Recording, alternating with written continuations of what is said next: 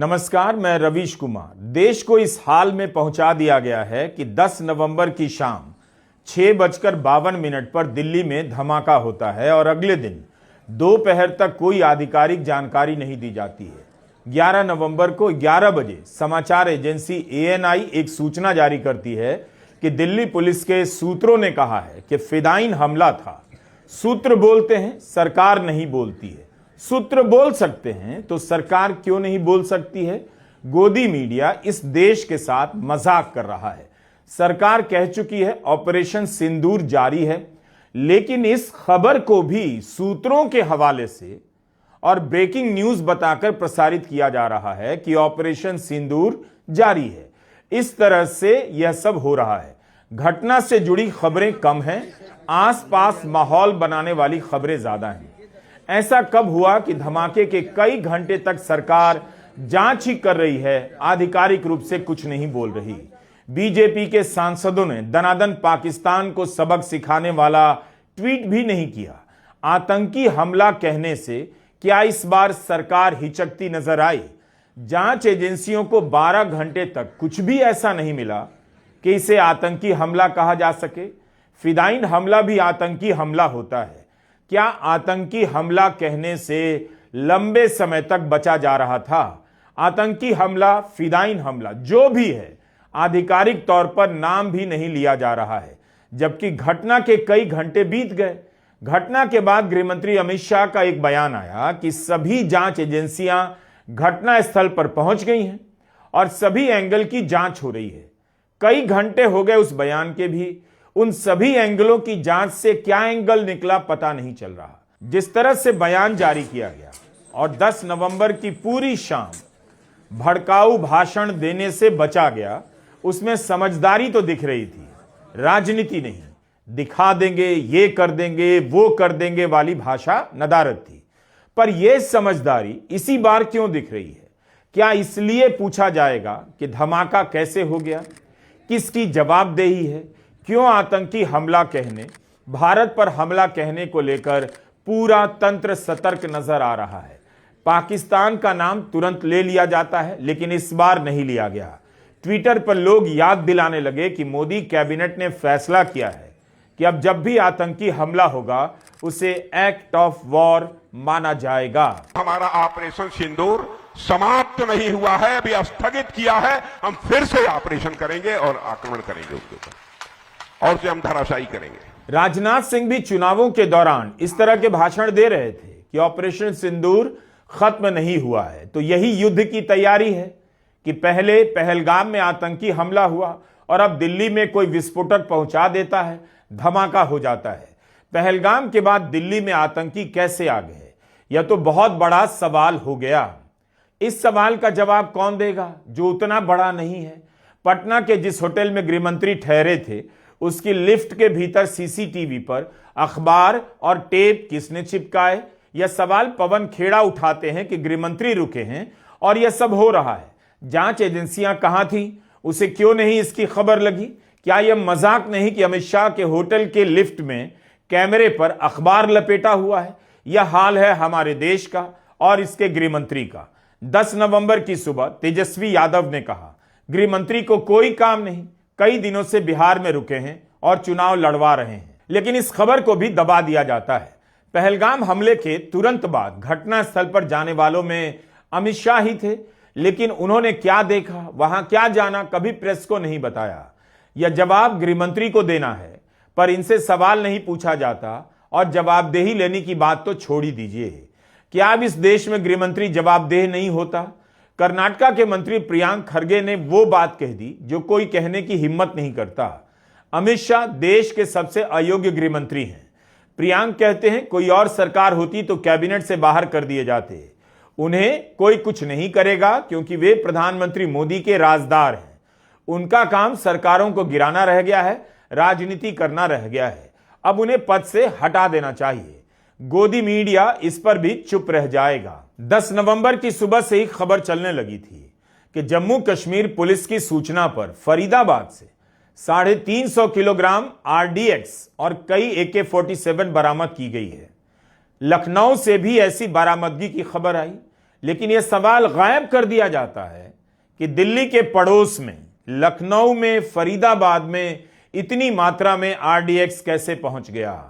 फरीदाबाद में 2900 kilogram ammonium nitrate पकड़ा गया। मुजम्मिल अहमद गनई और डॉक्टर आदिल अहमद को पकड़ा गया। दोनों डॉक्टर हैं। इनकी गिरफ्तारियों की सूचना के बाद भी दिल्ली में धमाका हो गया। तो क्या यही हमारी तैयारी है? क्या यह बड़ी चूक नहीं कि गिरफ्तारियां हो रही हैं, बरामदगी हो रही है और उसी के बीच धमाका हो जाता है? इसी के भरोसे हमारी आपकी सुरक्षा है। आज तक जवाब नहीं मिला कि 2019 के पुलवामा हमले में आरडीएक्स का जो इस्तेमाल हुआ आया कहां से था। यह सवाल पूछते पूछते सत्यपाल मलिक इस दुनिया से चले गए, लेकिन जवाब नहीं मिला। और इस तादाद में विस्फोटक किसी को मिल जाता है, इसलिए सूत्र बोल रहे हैं और सरकार बोल नहीं रही।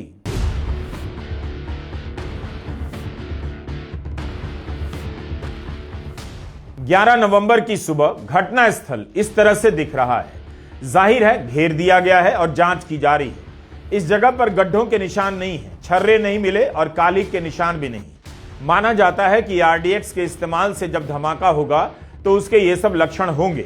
अगर आरडीएक्स के अलावा कुछ और इस्तेमाल हुआ भी है, तब क्या इतनी देर लगेगी पता करने में कि 11 नवंबर के दोपहर 1 बजे तक कोई हवा ही नहीं क्या हुआ?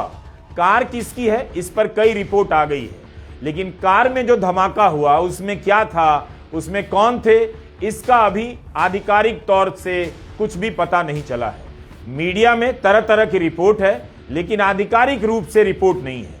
इसी जगह से गुजर रहे 13 लोग मारे गए, कई लोग घायल हो गए। बहराइच के दिनेश मिश्रा, अमरोहा के अशोक कुमार, लोकेश कुमार, मेरठ के मोहसिन मारे गए। 22 साल के उबर चलाने वाले पंकज, दिल्ली के अमर कटारिया की जान इसी जगह पर गई।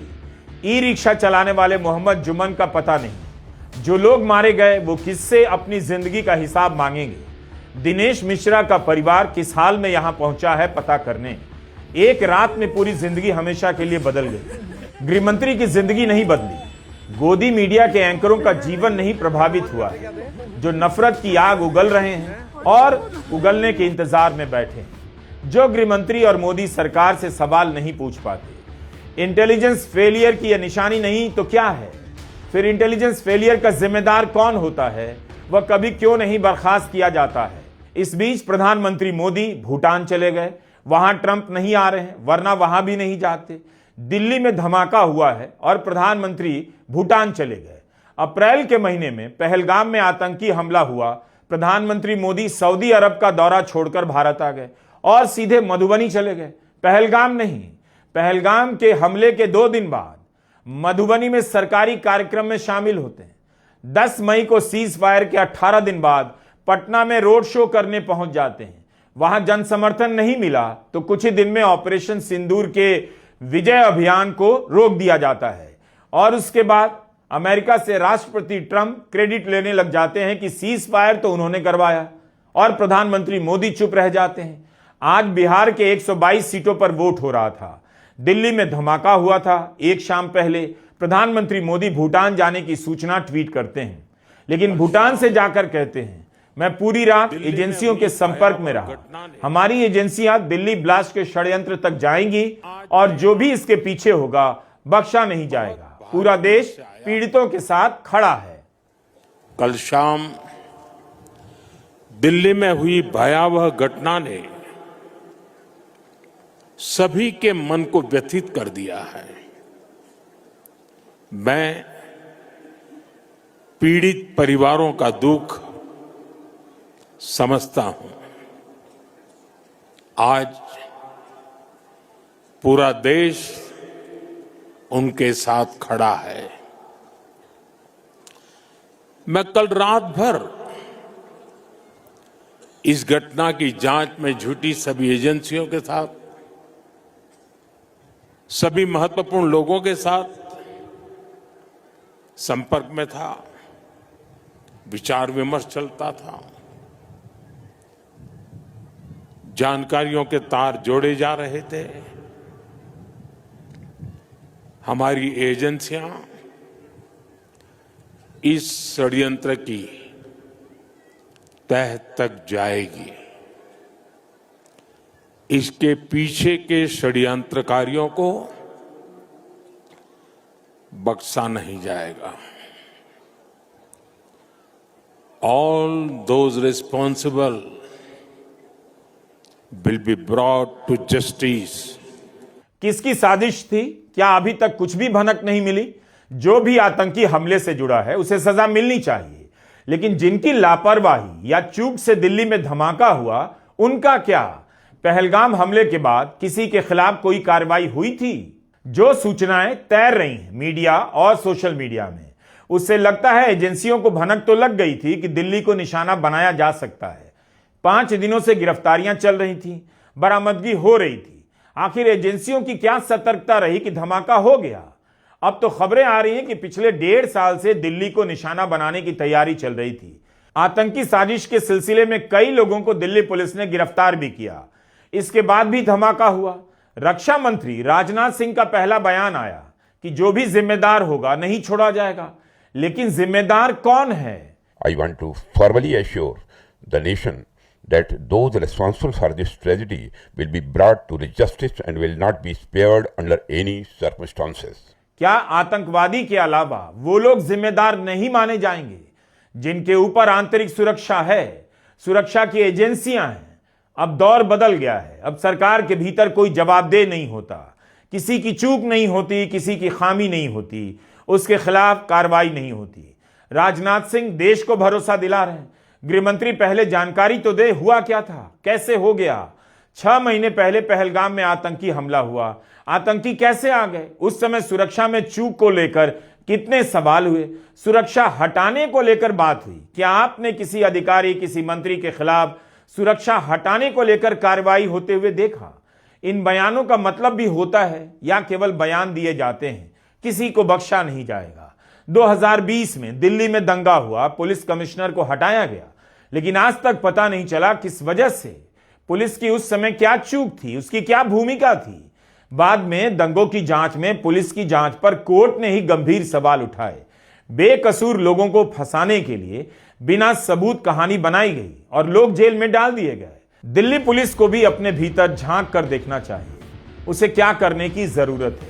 कश्मीर में आतंकवाद के खत्म होने का दावा किया जा रहा था, वहां पहलगाम की घटना हो गई और अब दिल्ली में धमाका। इसे लेकर सबको चिंतित होना चाहिए। नारेबाजी वाले बयानों से कोई नतीजा निकलता नहीं। तैयारी और सतर्कता पर फोकस रखना चाहिए।